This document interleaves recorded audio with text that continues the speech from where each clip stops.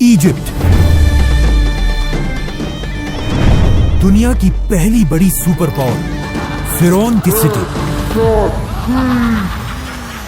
اسی ایجپٹ کے بارے میں آپ صلی اللہ علیہ وسلم نے اپنی وفات سے پہلے کلیئرلی بتا دیا تھا کہ تم مسلمان ضرور ایک دن ایجپٹ کو فتح کرو گے، لیکن یاد رکھنا جب تم ایجپٹ کو فتح کرو تو وہاں کے عام لوگوں کے ساتھ نیکی سے پیش آنا، کیونکہ وہ تمہارے رشتہ دار ہیں. ناؤ آپ صلی اللہ علیہ وسلم کی وفات کے کچھ ہی عرصے بعد مسلمانوں نے عمر بن خطاب کی لیڈرشپ میں رومن اور پرشین امپائر کو ہرا کر ان سے یہ سارے علاقے فتح کر لیے. لیکن جیسے ہی مسلمانوں نے یہ سارے علاقے فتح کیے، اچانک یہاں پر ایک بہت بڑا مسئلہ ہوا. ان نئے علاقوں میں ایک بہت ہی خطرناک بیماری طاعون ہر طرف پھیل گئی، جس سے مسلمانوں کی سپیڈ تو ختم ہو ہی گئی، لیکن اس بیماری سے مسلمانوں کے سارے بڑے جنرلز شہید ہو گئے اور نئے جنرلز کو چانس ملا کہ وہ آگے آ کر مسلمانوں کو لیڈ کر سکے. تو اب ان بڑے جنرلز کے شہید ہونے کی وجہ سے حضرت عمر نے ان علاقوں میں نئے جنرلز لگائے اور یہاں پر مسلمانوں کا آرمی چیف عمر بن عاص رضی اللہ تعالیٰ عنہ کو بنایا. عمر بن عاص کے آرمی چیف بننے کے بعد آہستہ آہستہ یہ بیماری ختم ہو گئی، اور جب حضرت عمر کو مدینہ میں اس کا پتہ چلا تو وہ خود حالات کو کنٹرول کرنے کے لیے مدینہ سے مسلمانوں کی فوج کی طرف گئے. لیکن آف کورس جانے سے پہلے انہوں نے مدینہ اور پورے عرب کا کنٹرول حضرت علی رضی اللہ تعالیٰ عنہ کے حوالے کیا. مطلب آف کورس اگر حضرت عمر کو اس سفر میں کچھ ہو جاتا تو آٹومیٹکلی حضرت علی رضی اللہ تعالیٰ عنہ اس پوری امپائر کے نئے خلیفہ بن جاتے. جیسے ہی حضرت عمر سیریا پہنچے، وہاں ان کی ملاقات نئے آرمی چیف عمر بن عاص سے ہوئی اور انہوں نے خلیفہ عمر کے سامنے ایک نیا زبردست پلان رکھا کہ اب ہمیں رکنے کے بجائے ایک نئی دنیا کی طرف جانا چاہیے، ایجپٹ. اور وہ ایجپٹ ہی کیوں؟ مسلمان تو رومن امپائر کے کیپٹل کی طرف بھی جا سکتے تھے، کیونکہ ایجپٹ کوئی عام علاقہ نہیں تھا اور پچھلے ہزاروں سال سے ایجپٹ دنیا کے سب سے رچ علاقوں میں سے ایک تھا، جس کی طاقت کو قرآن میں بھی بار بار ایکسپلین کیا گیا ہے. لیکن آخر ایجپٹ اتنا پاورفل بنا کیسے؟ آج سے 5000 سال پہلے دنیا کے حالات کچھ ایسے تھے کہ دنیا کی سب سے امپورٹنٹ چیز صرف ایک ہی تھی، پانی. اور جس کے پاس دنیا میں سب سے زیادہ پانی ہوتا تھا وہی پوری دنیا پر راج کرتا تھا. اینڈ آف کورس اس زمانے سے لے کر آج تک دنیا کی سب سے بڑی ریور ایجپٹ میں ہی تھی، نائل ریور.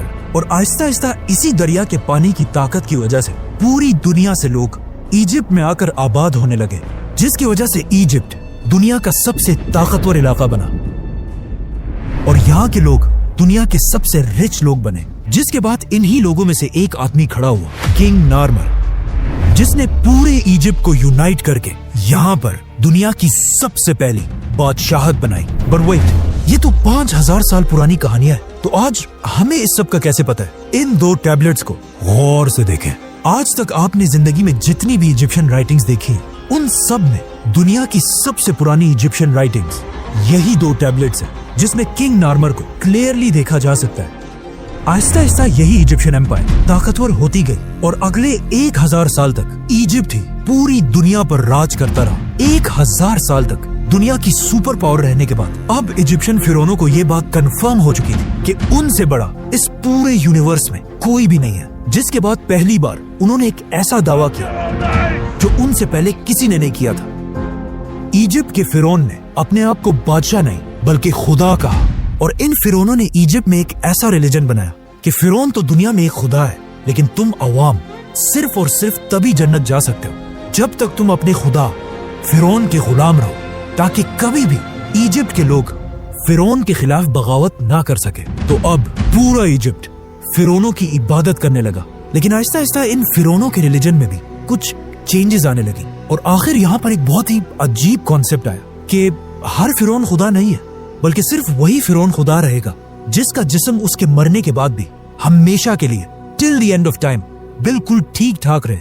تو اب ان فرعونوں کی آپس میں ایک ریس سٹارٹ ہوئی کہ کون اپنے جسم کو ہمیشہ کے لیے سیف رکھ سکتا ہے. تو اب فرعون اپنے جسموں کے ساتھ ایکسپیریمنٹس کرنے لگے، جس سے دنیا میں پہلی بار ممیز کا کانسیپٹ آیا. تو اب جیسے ہی کوئی فرعون مرتا تھا تو اس زمانے کے سرجنز سب سے پہلے اس فرعون کے جسم سے سارا خون نکال دیتے تھے اور اس کے بعد उस फिरौन की नाक में एक कुंडा, एक हुक डालकर उसके दिमाग को उसके नाक से ही बाहर खींच लेते थे, जिसके बाद उसके जिस्म से सारे ऑर्गन्स, लंग्स, जिगर, गुर्दे सब निकाल लिए जाते थे, लेकिन सिर्फ दिल को बिल्कुल सेफ एक जार में रख दिया जाता था। जिसके बाद इस फिरौन के खाली जिस्म को बहुत ही केयरफुली अगले 40 दिन के लिए पानी में रख दिया जाता था, और इस पानी में एक स्पेशल नमक मिक्स किया जाता था। 40 दिन के बाद फिरौन को निकालकर उसके खाली जिस्म को रेत से भर दिया जाता था, ताकि वो हमेशा के लिए अपने सही शेप में रहे। और फिर फाइनली फिरौन के जिस्म पर तेल और हनी लगाकर उसके जिस्म पर हमेशा के लिए व्हाइट पट्टियां बांधी जाती थी, और फिर उसे एक बहुत ही महंगे ताबूत में बंद कर दिया जाता था। इस ताबूत में फिरौन के जिस्म के साथ साथ खाने पीने की चीजें, बहुत सारा सोना और मोस्ट इम्पोर्टेंटली उसका दिल उसके साथ दफना दिया जाता था। आहिस्ता आहिस्ता मरने के बाद हर फिरौन अपनी मम्मी बनाने लगा, और ये बिल्कुल एक आम सी बात बन गई।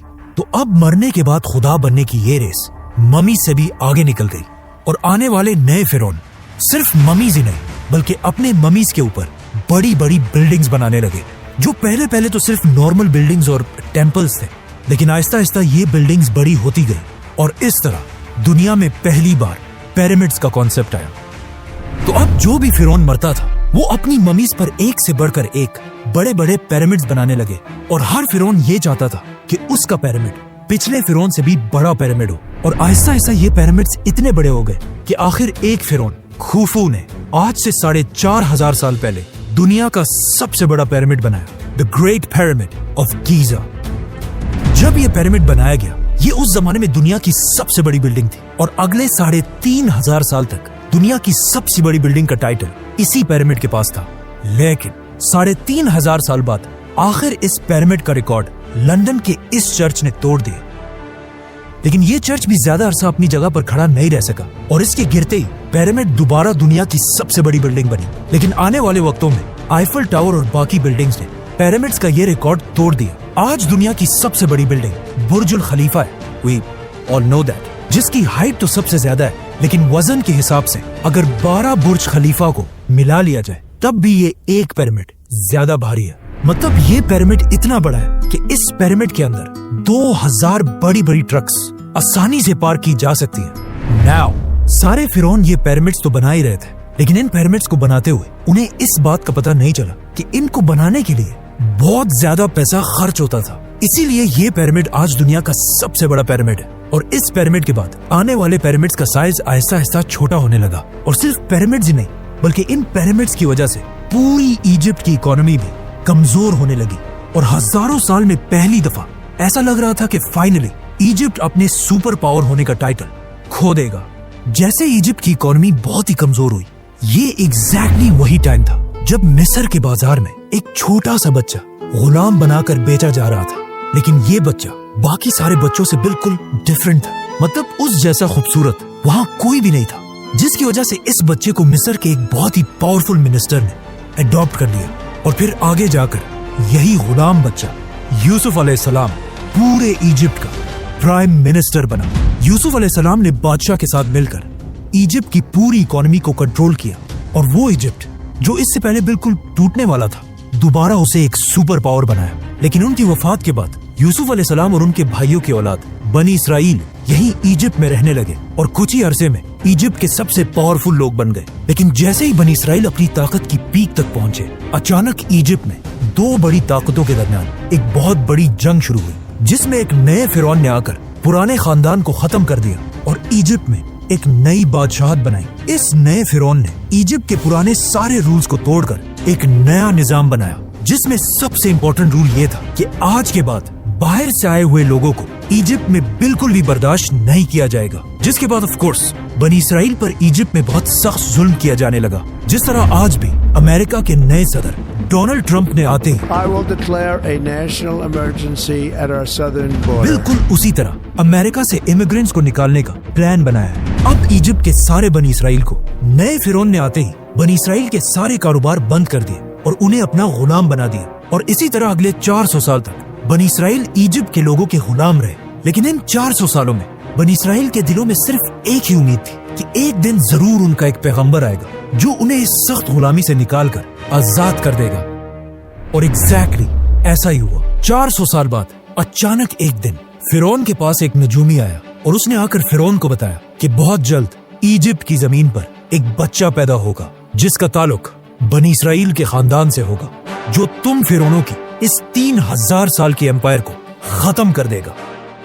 ये सुनकर फिरौन बिल्कुल हैरान रह गया और उसने फौरन हुक्म दिया कि बनी इसराइल में आज के बाद जो भी लड़का पैदा होगा उसको पैदा होते ही मार दिया जाए। जिसके बाद उसके सोल्जर्स हर घर में जाकर माओं से बच्चे छीन कर उनको मारने लगे, लेकिन जिस बच्चे को वो असल में ढूंढ रहे थे, मूसा अलैहिस्सलाम, वो उनके हाथ ना आ सका, उसे वो मार नहीं सके, बल्कि इस बच्चे को फिरौन अपने ही घर में पालने लगा। यहाँ से आगे जो हुआ वो हम सबको बताए। मतलब मूसा अलैहिस्सलाम ने पैगंबर बनने के बाद फिरौन के सामने आकर एक ही डिमांड रखी कि मेरे खानदान बनी इसराइल को गुलामी से आजाद कर दिया जाए, और बहुत सारे मिरेकल्स के बाद आखिर फिरौन ने उनकी बात मान ली और बनी इसराइल को आजाद करके इजिप्ट से निकलने की इजाजत दे दी। जिसके बाद बनी इसराइल के 6 लाख लोग एक ही रात में 400 साल के बाद इजिप्ट को छोड़कर फलस्तीन की तरफ रवाना हुए। लेकिन अचानक पता नहीं ऐसा क्या हुआ कि उस वक्त के फिरौन रैमसेस ने बनी इसराइल को इजाजत देने के बाद भी अपना किया हुआ वादा तोड़ दिया और अपनी पूरी फौज को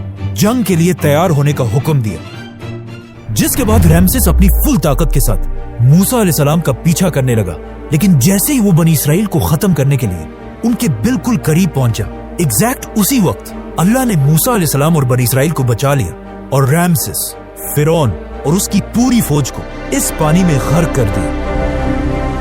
अब यहाँ पर एक बहुत बड़ा मसला है कि मूसा अलैहिस्सलाम का जिक्र इजिप्ट की पूरी हिस्ट्री, टैबलेट्स, राइटिंग्स में कहीं भी नहीं है। मूसा अलैहिस्सलाम की स्टोरी हमें सिर्फ बाइबल और कुरान में मिलती है, लेकिन एक चीज हिस्ट्री और इन आसमानी किताबों में कॉमन है। मतलब आज दुनिया का हर हिस्टोरियन इस बात को मानता है कि मूसा अलैहिस्सलाम के दौर के फिरौन रैमसेस के मरने के बाद इजिप्ट कभी भी दोबारा अपने पैरों पर खड़ा नहीं हो सका। मतलब मूसा अलैहिस्सलाम ने सिर्फ एक फिरौन को नहीं, बल्कि इजिप्ट के पिछले 3000 साल की हुकूमत को हमेशा के लिए खत्म करने की शुरुआत की थी। रैमसेस इजिप्ट का आखिरी बड़ा फिरौन था जिसने अपने आप को और अपनी पूरी फौज को अपने गुरूर की वजह से खत्म कर दिया था। जिसके बाद पूरी दुनिया को यह समझ आ गई कि फिरौन कोई खुदा नहीं बल्कि सिर्फ एक आम इंसान है। जिसके बाद यहाँ से पहली दफा इजिप्ट अपना सुपर पावर का टाइटल आहिस्ता आहिस्ता खोने लगा और यहाँ के हालात इतने खराब हुए कि आज तक इस दौर को डार्क एजेस के नाम से याद किया जाता है। जिसके कुछ ही अरसे बाद इजिप्ट के पास फलस्तीन में दुनिया की एक नई सुपर पावर सामने आई जिसके बादशाह का नाम था सुलेमान अलैहिस्सलाम। इसी तरह आने वाले वक्तों में इजिप्ट की ताकत कमजोर होती गई और इतनी कमजोर हुई कि बहुत सारी एम्पायर्स ने यहाँ पर हमला करके इसे फतह किया, जिनमें से एक बादशाह का नाम था अलेक्जेंडर द ग्रेट। लेकिन अलेक्जेंडर द ग्रेट की एम्पायर के बाद फाइनली एक नई super power the great Roman empire ने आखिर इजिप्ट को फुल ताकत के साथ फतह किया और अगले 600 साल तक रोमन एम्पायर ही इजिप्ट पर राज करती रही और कोई भी उनसे इजिप्ट छीन नहीं सका। लेकिन अब फाइनली 600 साल के बाद रसूलुल्लाह सल्लल्लाहु अलैहि वसल्लम की हदीस के पूरे होने का टाइम आ चुका था और मुसलमान उमर बिन खत्ताब की खिलाफत में रोमन एम्पायर से इजिप्ट छीनने के लिए उसके दरवाजे पर खड़े थे। सब्सक्राइब।